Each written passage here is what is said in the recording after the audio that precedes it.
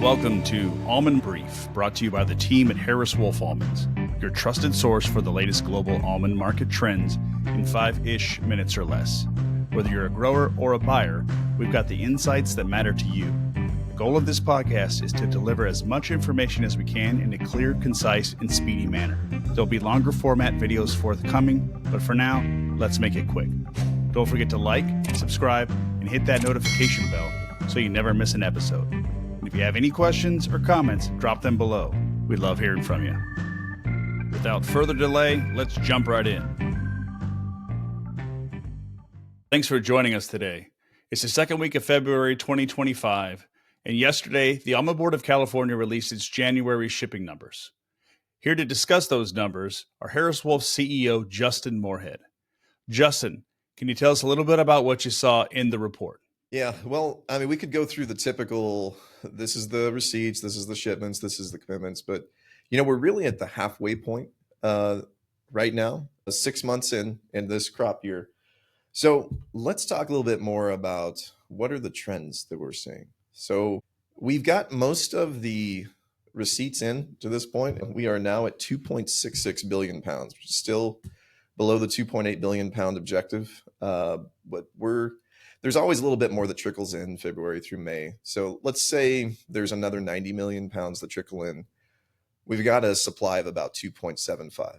Now, we know that every year we shave a little bit off for loss and exempt, essentially product that's not going to go through the normal shipping channels. So if we have that 2.75 in supply and we shave off, let's say 50 million pounds for argument's sake, we're dealing with a supply of about 2.7 billion pounds right now. So probably about 100 million pounds, a little bit less than the objective thus far. So would it be safe to say that supply and demand are healthy then? Well, I think we got to have a conversation about the carryout first to understand what that means. Carryout is important for our non-perishable industry because we want to have a consistent supply year-round for our consumers. And in order to be able to do that, we've really got to be able to bridge each crop year.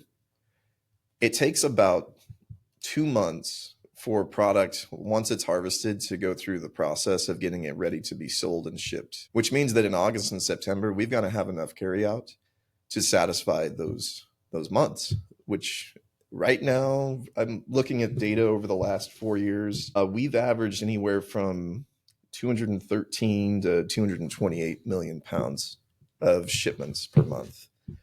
So for argument's sake, it's probably about 225 million pounds of consumption is what we're seeing, which means for August and September, we'd need a minimum carryout of about 450 to satisfy what those months would require.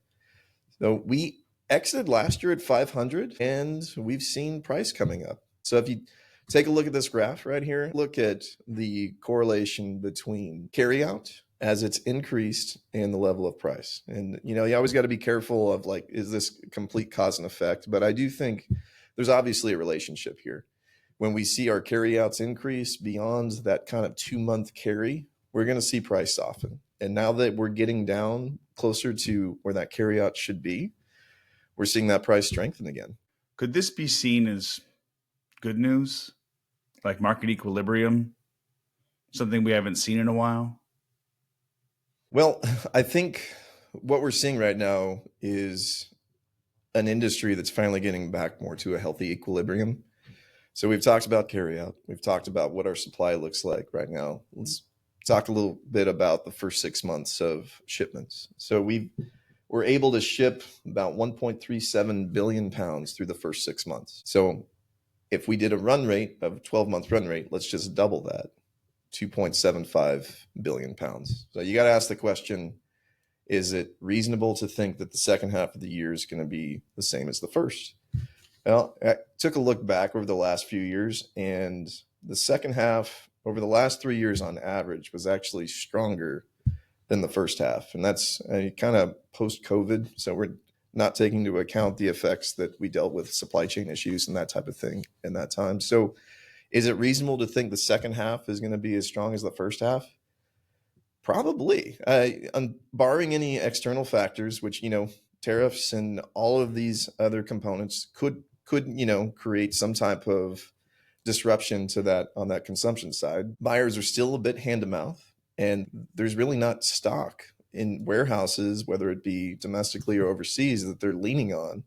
And so these shipments are going to be required to be able to keep feeding that consumption. Yeah, I'm in agreement, Justin. It seems like the market's in a pretty good place right now.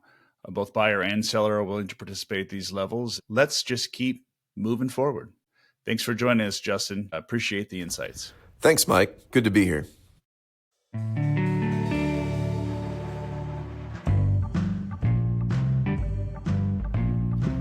Here are my final thoughts. With current supply at around 2.7 billion pounds and a healthy carryout to bridge the crop year, it looks like we're on track for a balanced market.